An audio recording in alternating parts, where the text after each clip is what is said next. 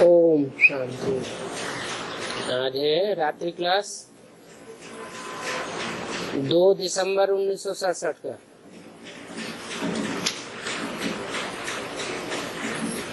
जब भी किसी को समझाते हैं तो ये समझाना है कि भक्ति मार्ग दुब्बण है।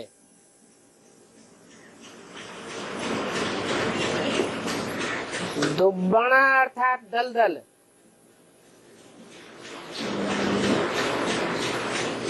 दलदल में से जितना ही निकलने की कोशिश करते हैं उतना और ही फंसते जाते हैं। ये भक्ति मार्ग का कितना हंगामा है।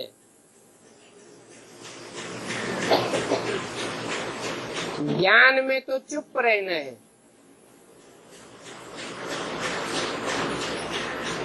अपन को आत्मा समझ बाप को याद करना है। कर्म करते भी अपने को आत्मा समझ और अपने धाम को याद करना है। अंत में आत्मा और आत्मा के धाम के सिवाय और कोई याद न रहे।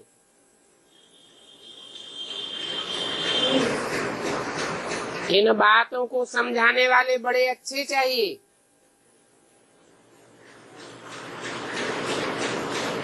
समझाने वाले खुद कच्चे होंगे।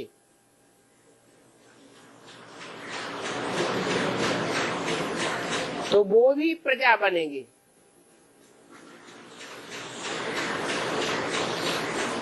आत्मिक स्थिति पक्की चाहिए।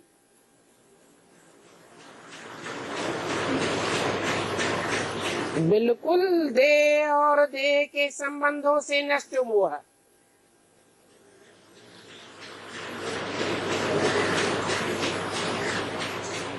पक्के होंगे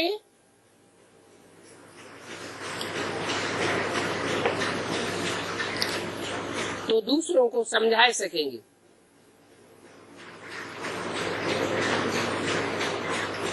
अनुभव सब बच्चों ने सुनाया। कहेंगे कि यहाँ तक हम भी दुब्बड़ में थे।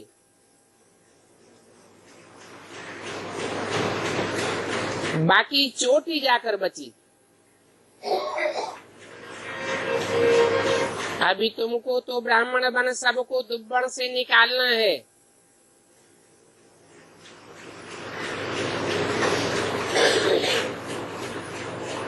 धीरे धीरे करते करते डूबे हैं।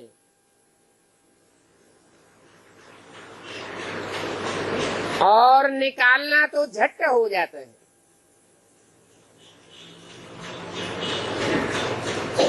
सिर्फ बुद्धि में बात बैठनी चाहिए। डूबने में आधा कल्प और निकालने में 1 जन्म लगता है।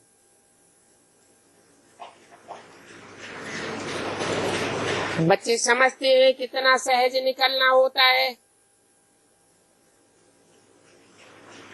परंतु फिर भी टाइम लगता है।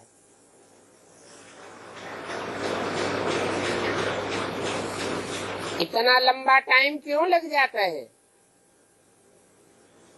लगना चाहिए 1 सेकंड।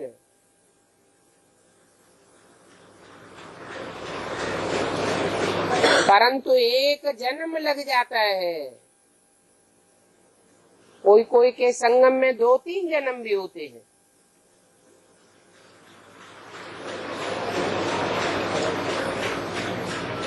परंतु निश्चय बुद्धि विजेते नहीं बन पाते।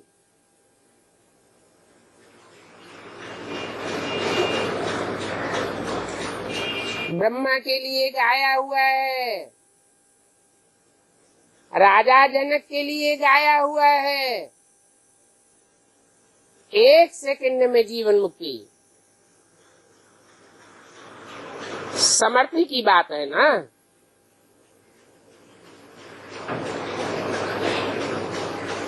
इन बातों में डरना और मुझना नहीं चाहिए।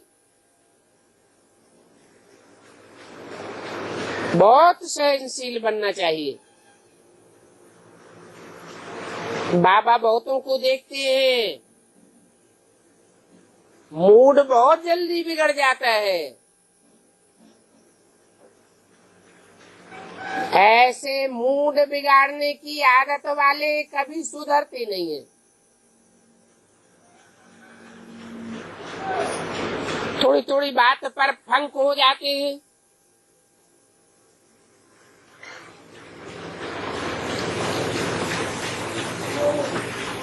फिर तो सुधरना भी मुश्किल हो जाता है।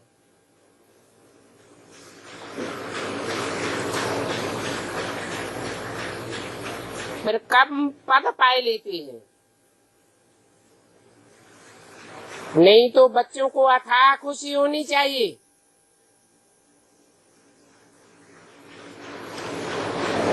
घड़ी घड़ी मूड ऑफ नहीं होना चाहिए। समझते तो हैं कि बाप के बने हैं,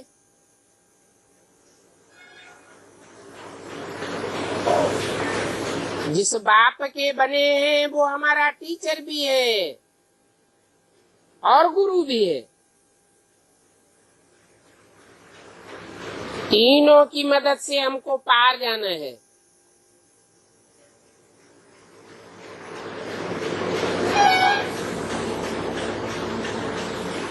और तीनों की शक्ति एक में ही आ जाती है।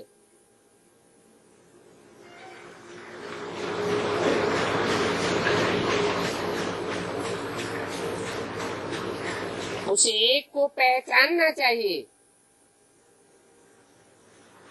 निश्चय बुद्धि बनना चाहिए।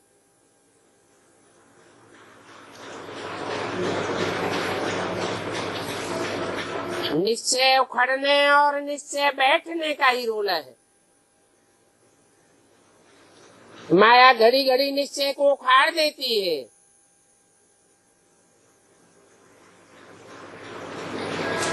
तुम जानते हो बेहद की राजधानी स्थापन हो रही है।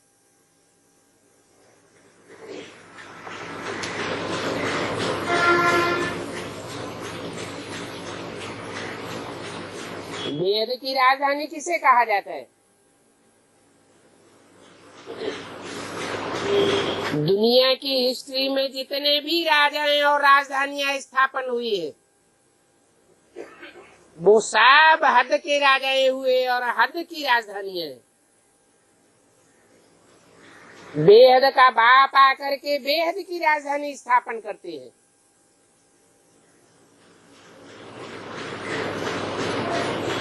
उस बेहद की राजधानी में नंबरवार पद है।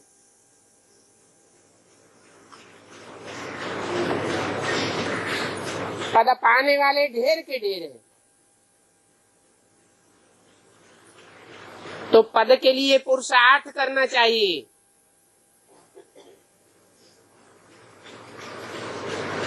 यहाँ से ट्रांसफर होते हैं। कहाँ से?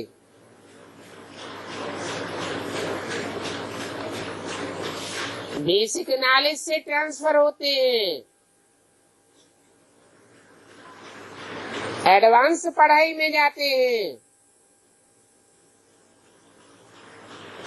फिर वहां से भी ट्रांसफर होते हैं। ये ट्रांसफर होने की खुशी बहुत चाहिए।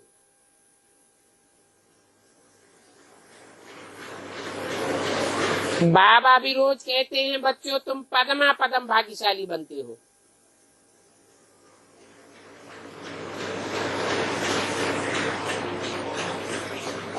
तुम्हारी कमाई बहुत ऊंची है।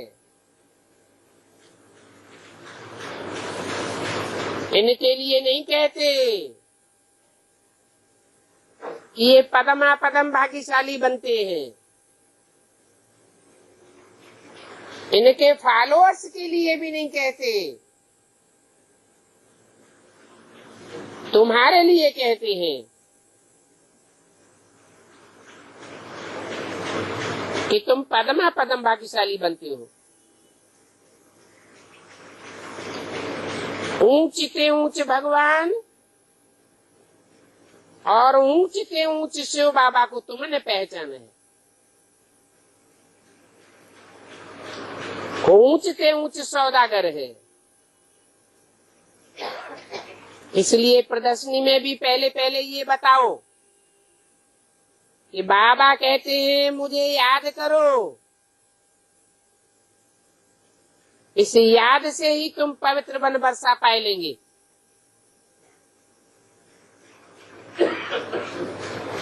परंतु इतनी सहज बात का भी पता नहीं चलता है कि क्यों नहीं समझते हैं। नहीं तो समझना बहुत सहज है। बेहद का बाबा बेहद का वर्षा देंगे।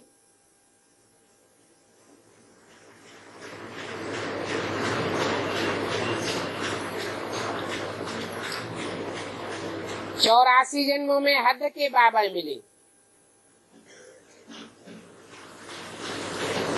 अभी से एक अंतिम जन्म में तुम्हें बेहद का बाबा मिला है। उनसे बेहद का वर्षा मिलता है। बेहद की राजधानी का वर्षा है और ब्रह्मांड भी बेहद का है।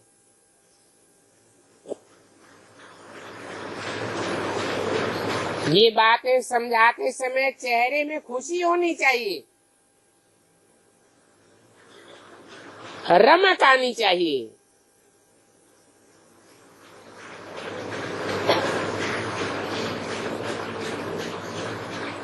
बाप जो ज्ञान सुनाते हैं, बाप अच्छी रीति जानते हैं।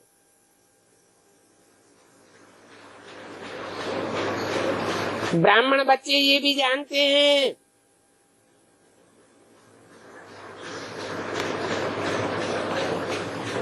कि ज्ञान सुनाना तो सहज है, ज्ञान सुनाने में बहुत तीखे होते हैं।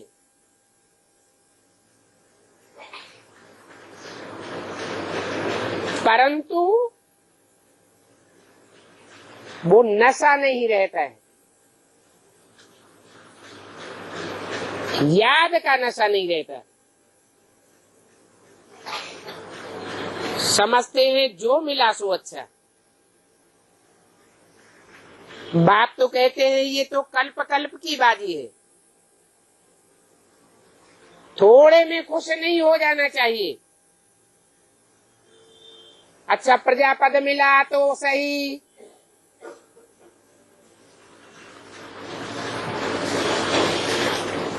बच्चे जो खुशी में रहते हैं उनको प्राप्ति भी बहुत होती है। खुशी संगम युग का खजाना है।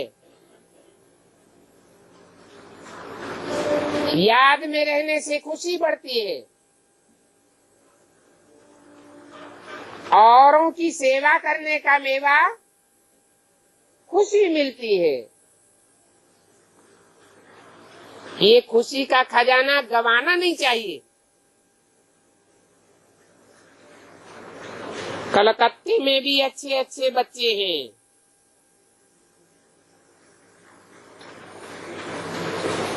अच्छे ही मददगार बनते हैं। बच्चे उल्लास में रहते हैं तो अपन को मददगार समझते हैं। मददगार बच्चे जाने कि हम क्या करते हैं।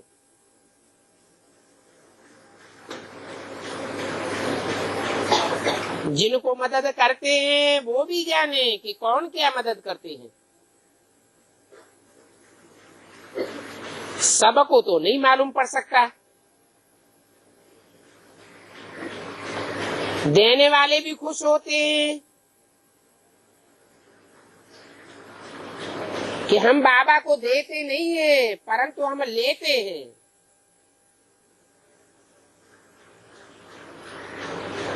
सर्विस में बिजी रहने से खुशी रहती है। सर्विस का समाचार बाबा को देते तो है ना।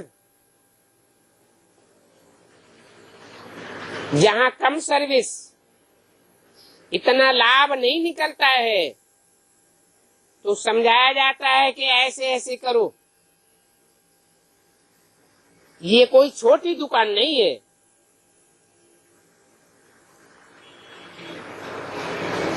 छोटी दुकान ही फिर बड़ी दुकान बन जाती है।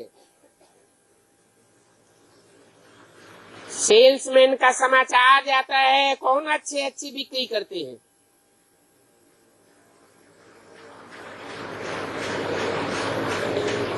पहले पहले जो दुकान में चढ़ते हैं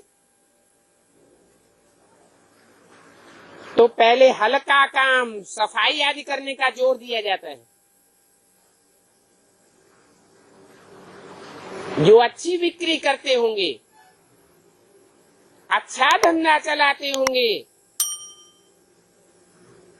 उनका फिर समाचार जरूर सेठ के पास जाएगा।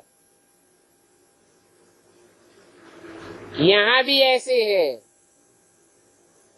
बहुत सर्विस करने वालों का नाम बाबा के पास पहुँचता है।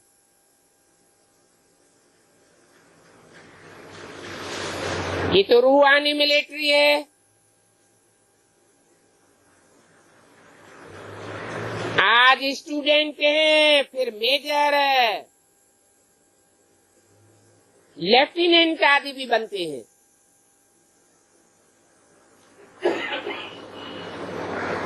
कोई मार्शल भी बन जाएंगे।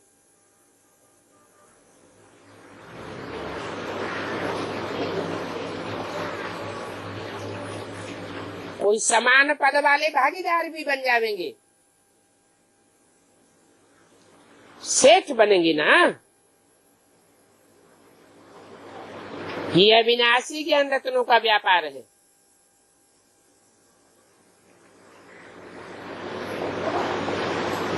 इस व्यापार में जितनी कमाई है इतनी कमाई और किसी धंधे में नहीं हो सकती।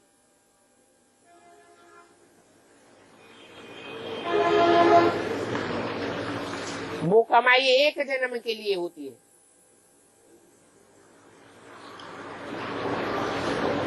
कितना भी कमावे, अपने काम तो एक जन्म ही आवेगा। बाकी तो पोत्रे पड़पोत्रे भले खाते रहे। और ये कमाई ऐसी है जन्म जन्मांतर काम आती है।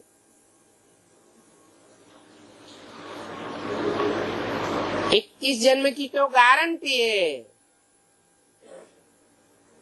और 21 जन्म के आधार पर जो पुरुषार्थ करने की प्रैक्टिस पड़ती है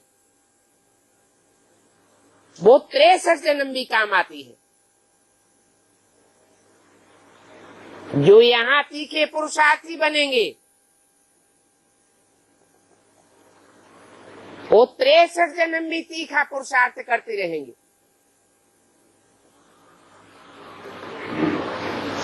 कोई कोई तो एक जन्म में ही गैलअप करके सिपाही से सम्राट बन जाते हैं। इतनी तीखी पुरुषार्थ की गति होती है।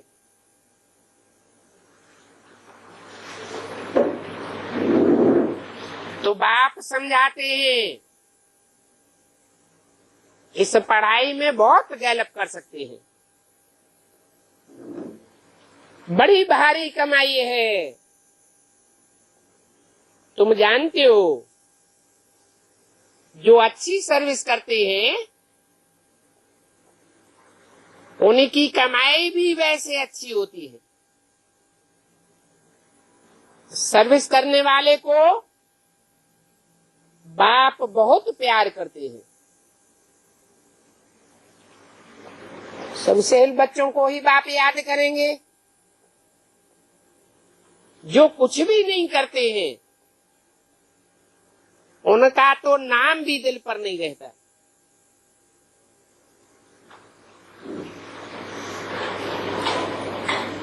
तो बच्चों को नाम वाला करना चाहिए। चारों ओर हैंड्स की डिमांड बहुत है, परंतु ऐसे अच्छी सर्विस करने वाले बहुत कम हैं। दिल पसंद नहीं है, इसलिए अब क्लासेस भी कोचिंग के लिए निकालते हैं। सो भी कोचिंग क्लास में बहुत संभाल रखनी पड़ती है।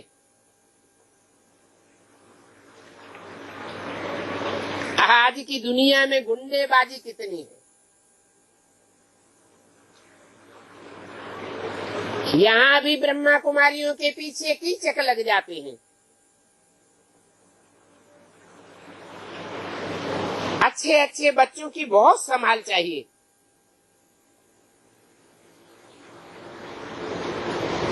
और खुशी में रहना चाहिए। ये तो सब समझते हैं कि हम नई दुनिया में जाते हैं।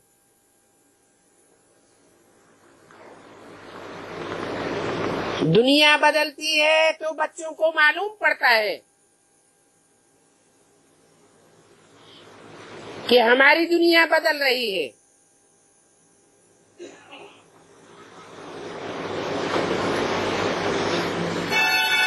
दुनिया तो बदलती है, परंतु ये भी सोचना चाहिए कि हम उस दुनिया में क्या पद पावेंगे।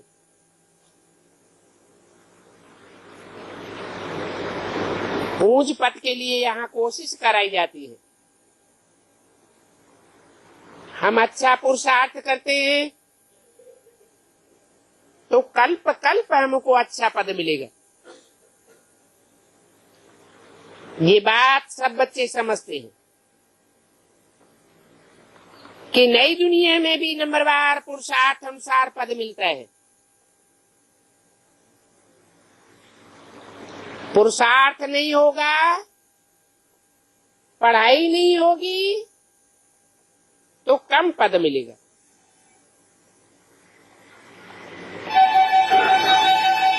समझ में तो आता है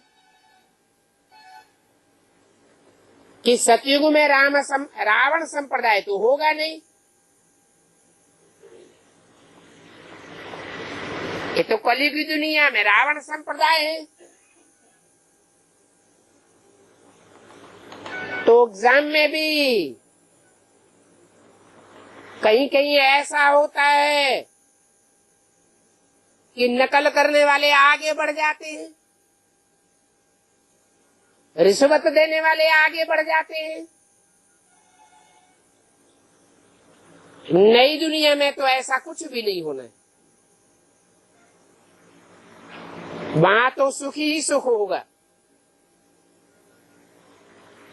प्रजा भी सुखी होगी, राजाएं भी सुखी होंगे, राज परिवार भी सुखी होगा। सिर्फ पद में अंतर पड़ जाता है। नंबरवार मर्तबे की फीलिंग तो यहां ही हो जाती है।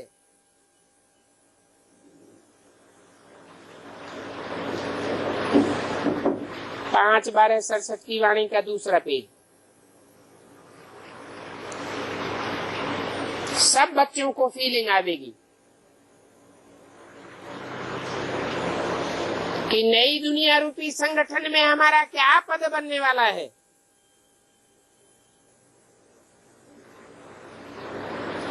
पद बगैर कोई राजधानी नहीं चलती है।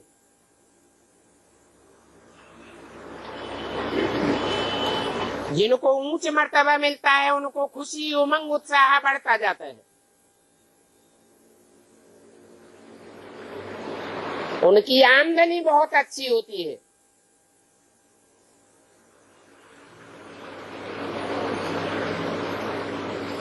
तो हर बात में होशियारी रखना बहुत अच्छी बात है। फीलिंग तो रहती है ना।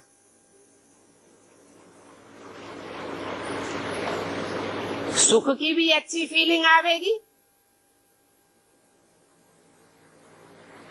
दुख की भी फीलिंग तो आती है ना।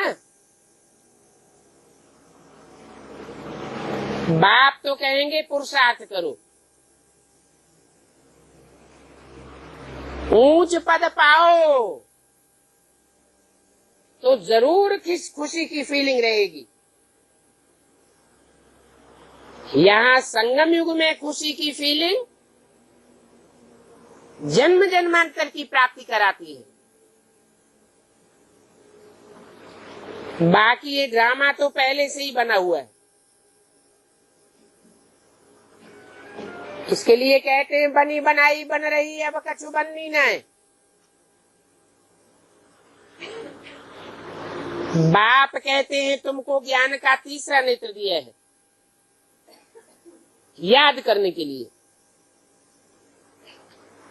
अपनी जांच करो, घड़ी घड़ी जांच करते रहो कि हमारा बुद्धियोग बाप के साथ है। बुद्धियोग बाप के साथ कितना रहता है, और देह के संबंधियों और देह के पदार्थों के साथ बुद्धियोग कितना रहता है। बाप का नाम, बाप का रूप, देश काल, ये सभी समझाया तो है ना।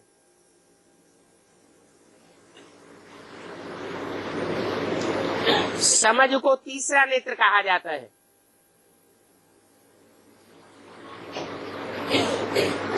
यहाँ तुम जैसे देखते नहीं हो, अशरीरी हो जाना होता है।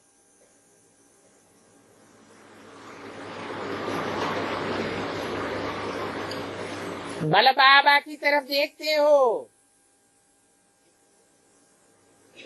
परंतु याद करना जरूर है बाप को कि बाप अलग है, बाबा अलग है।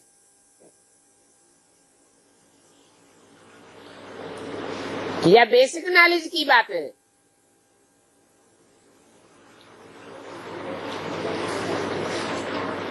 बेसिक नॉलेज के लिए बूढ़े को बाबा कहा गया है। ब्रह्मा बाबा बूढ़े थे, बल बाबा सामने था, परंतु बुद्धि में रहना चाहिए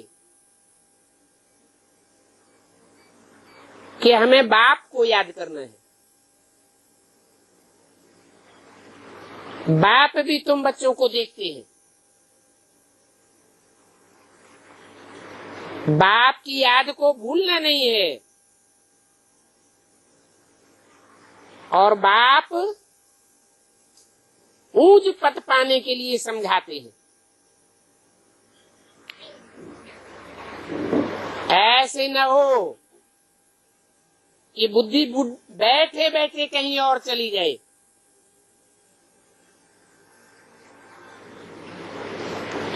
और ये अभ्यास पक्का होता रहे बुद्धि के भटकने का। लंबे समय के पुरुषार्थी जीवन में अगर अंत तक बुद्धि भटकती रही तो अंत मते सोगते हो जाएगी।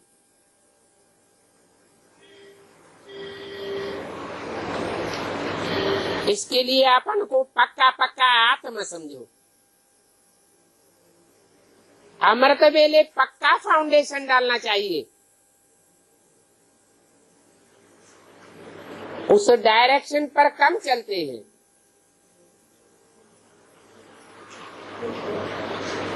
चलने से फायदा भी होगा। डायरी रखना बहुत जरूरी है। फिर ये भी देखना है कि हमने यज्ञ की सेवा कितनी की।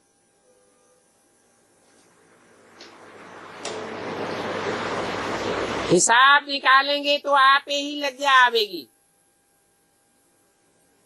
कि हमने तो 2 घंटा भी सर्विस नहीं की।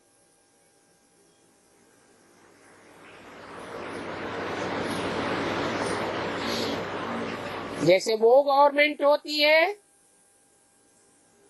ये भी ईश्वरीय गवर्नमेंट है।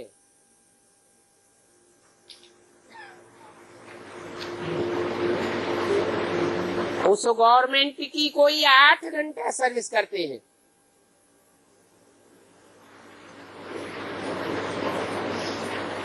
यहां देखना चाहिए हम कितनी सर्विस करते हैं।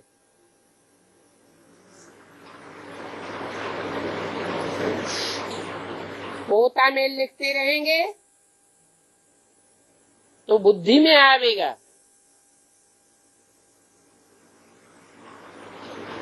लिखने से दिखा भी सकेंगे। बाबा भी आफरीन देंगे। जो सर्विस नहीं करते हैं तो मुफ्त में अपने ऊपर कर्जा चढ़ाते रहते हैं।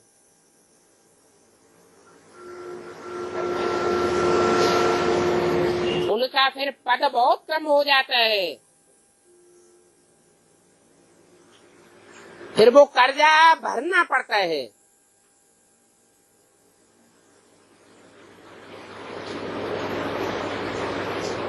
जन्म जन्मांतर कर्जा भरते रहेंगे।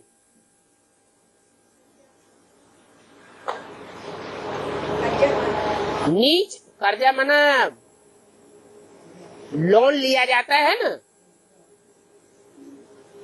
तो लोन देना पड़ता है।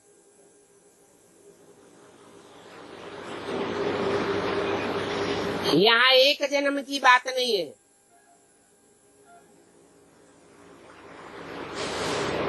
जो लोन लेते हैं उसके ऊपर ब्याज के ऊपर ब्याज, ब्याज के ऊपर ब्याज भी चढ़ता जाता है।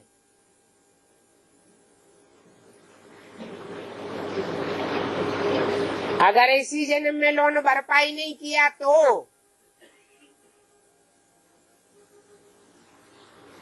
ऐसे कर्जा चढ़ाने वालों का पद बहुत नीचा हो जाता है।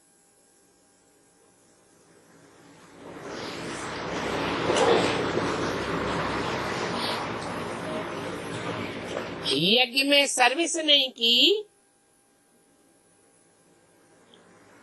सेवा लेते रहे, खाते पीते रहे, तो फिर दास दासी बनना पड़ेगा। इसलिए चार्ट रखना हर हालत में अच्छा है,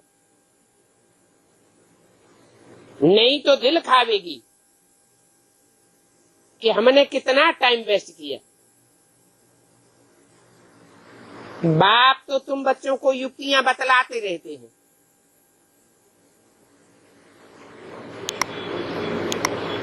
अभी टाइम वेस्ट नहीं करना चाहिए।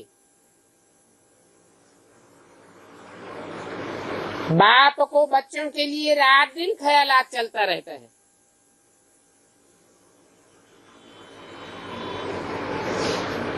कहते हैं बड़े बड़े सेंटर खोलो,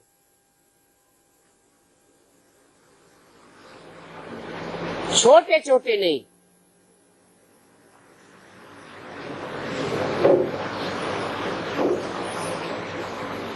हिम्मत बच्चों की और मदद बाप की।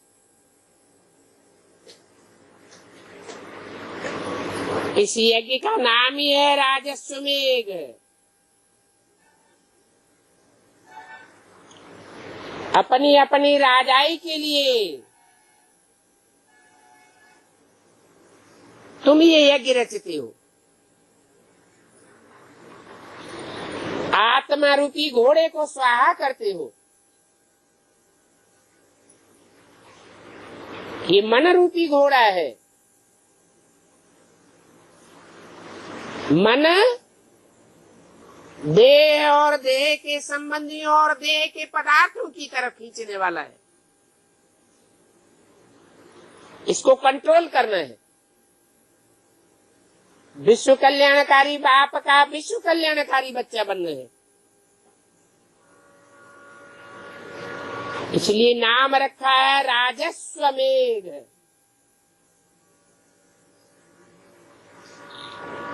मेध माना स्वाहा करना। इस मन को स्वाहा करना है। मन को अमन बनाना है। तब अमन चैन की दुनिया में उच्च पद पावेंगे। सर्विस का शौक तो सबको होना चाहिए। जो बहुत सर्विस करेंगे आगे चल के देखेंगे उनका नाम बहुत बाला हो जाएगा।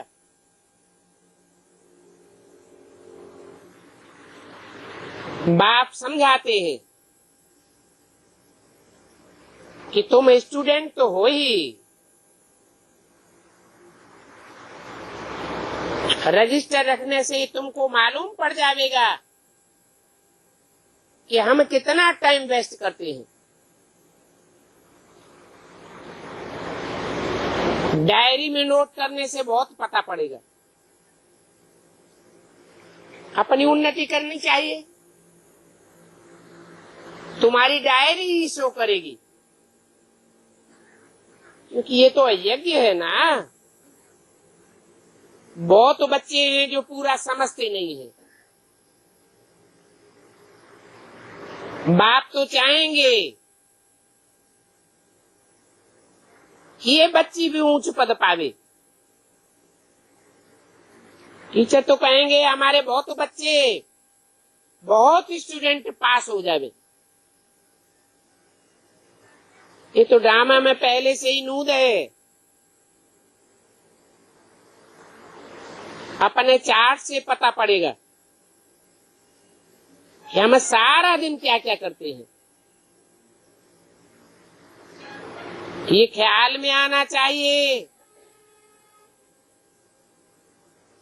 कि हमने शुरू में जो दिया है वो भविष्य के लिए जरूर पक्का हो जाता है।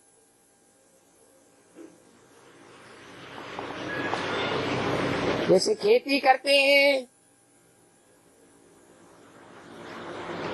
मौसम के आदि में ही जो बीज बोया जाता है वो बहुत फल देता है।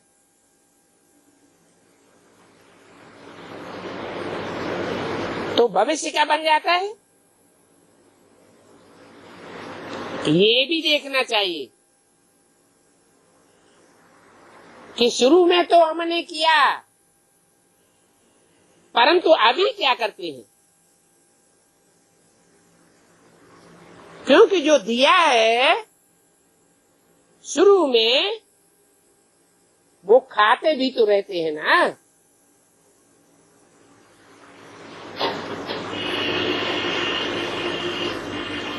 फिर खाते खाते वो सब खत्म हो जाएगा। हर बात का हिसाब भी है। ऐसे न समझे कि बाबा ने हमको ये बात बताई नहीं। इसलिए बच्चों को बाटे घाटे का हिसाब रखना बहुत जरूरी है, जांच करनी है।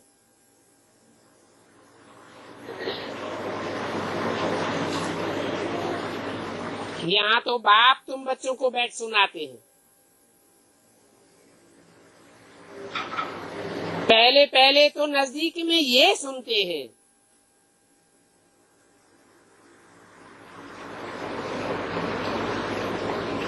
परंतु सुनाते तुमको है। कौन सुनता है नजदीक में? पहले कौन सुनता है? हैं? सुनने में आगे कौन जाता है? ब्रह्मा।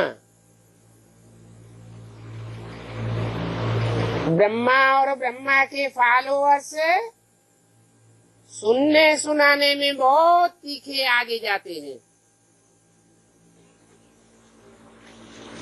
फिर किस बात में पीछे रह जाते हैं?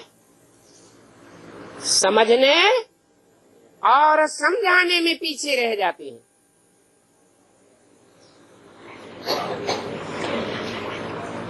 बाप तुमको सुनाते हैं। क्यों?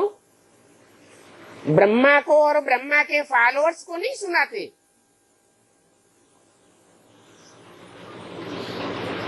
कहते ये ब्रह्मा तो बेबी है, बेबी बुद्धि है। बात की गहराई को समझने का इतना बेबी में अकल नहीं होता।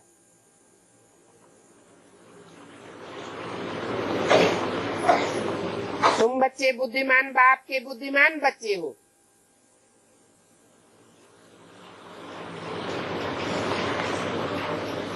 जो भी राजाएं बनते हैं वो बुद्धिमान राजाएं बनते हैं या बुद्धू लोग राजाएं बनते हैं? अगर कोई बुद्धू राजा बन भी गया तो उसकी राजाई कितने दिन चलेगी? खलास हो जाती है। तो बाबा तुमको सुनाते हैं, ये तो बीच में सुन लेते हैं।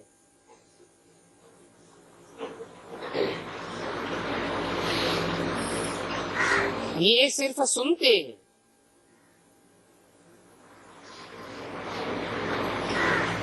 बाबा डायरेक्ट हमको कैसे सुना देंगे?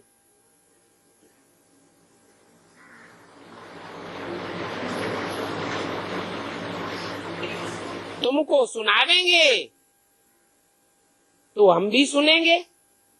ये किसने बोला?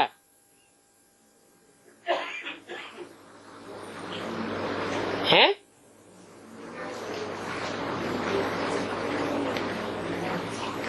बाबा डायरेक्ट हमको कैसे सुनावेंगे? प्रश्न किया। तुमको सुनावेंगे तो हम भी सुनेंगे। भविष्य की बात बताई या जिस समय मुरली चल रही थी उस समय की बात सुनाई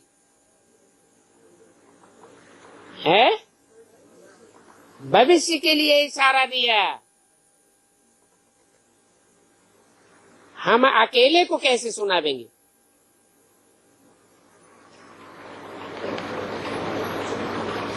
दूसरे को सुनावे तो हम भी सुने ना। बच्चे जानते हैं कि दिन प्रतिदिन भक्ति वृद्धि को पाती रहती है।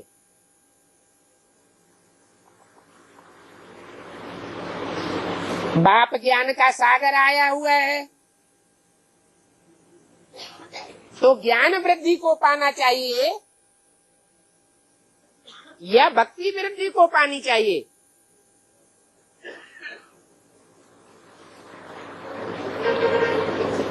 भक्ति वृद्धि को इसलिए पाती है कि जब बाप आते हैं तो ज्ञान भी चार अवस्थाओं से पसार होता है। सतो प्रधान, सतो सामान्य, रजो और तमो। सतो प्रधान स्थिति में जो भी बच्चे शुरुआत में ज्ञान सुनते हैं बहुत उमंग उत्साह रहता है, क्योंकि बाप छोटे बच्चों को उंगली पकड़ करके चलाते हैं, इसलिए सात्विक स्टेज रहती है।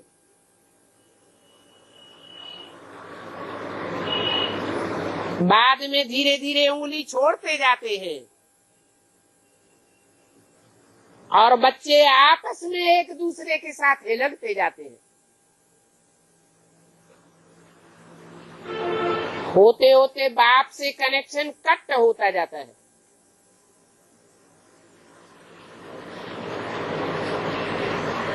तो घाटा पड़ जाता है। सतो प्रधान से सतो रजो तमो में गिरते जाते हैं।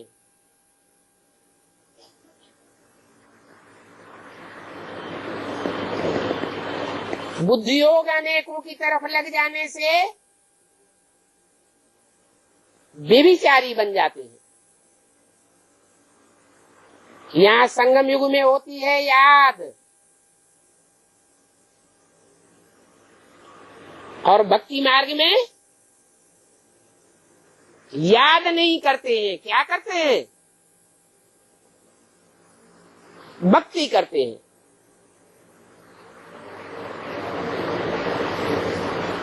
अभी तुम एक बाप से ही सुनते हो,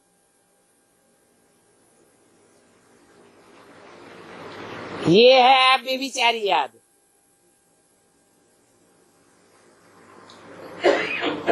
एक से सुनना है व्यभिचारी ज्ञान, अनेकों से सुनना और उनकी बातों को धारण करना, ये हो जाता है व्यभिचारी ज्ञान।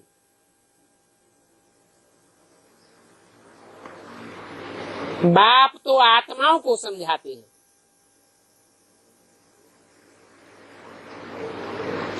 देह अभिमानी मनुष्य मनुष्यों को समझाते हैं।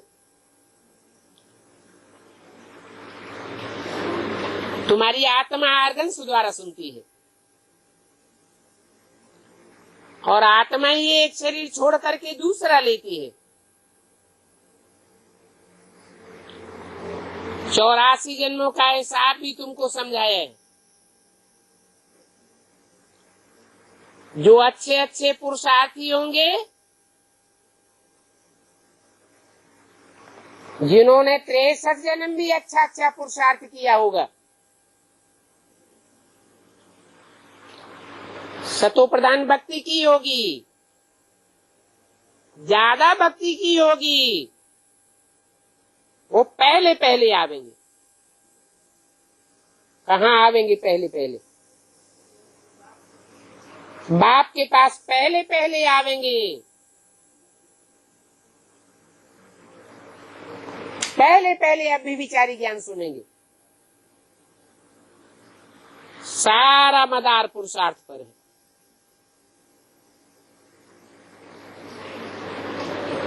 अच्छे अच्छे पुरुषार्थी पुरुषार्थ करके अच्छे जादूगर बनेंगे। नर से नारायण और नारी से लक्ष्मी। जानते तो हो कि वर्षा तो लौकिक बाप से भी मिलता है और पारलौकिक बाप से भी वर्षा मिलता है। अलौकिक बाप से वर्षा नहीं मिलता।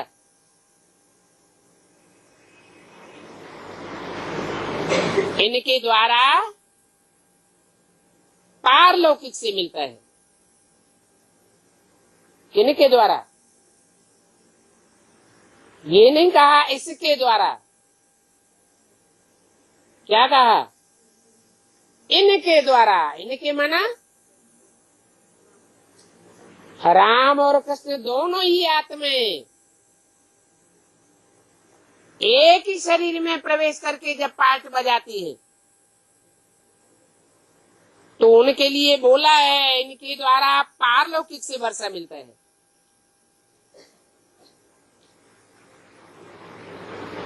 ये पारलौकिक बाप से वर्षा प्राप्त करना, ये बड़ा भारी पुरुषार्थ है। अच्छा, ओम शांति।